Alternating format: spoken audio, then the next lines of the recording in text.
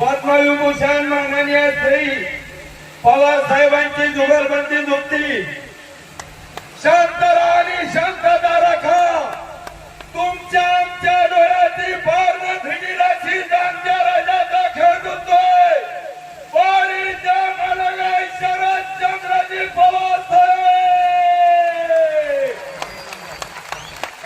आपण या ठिकाणी आलात, आपलं मनापासून स्वागत, हार्दिक स्वागत. धन्यवाद. धन्यवाद.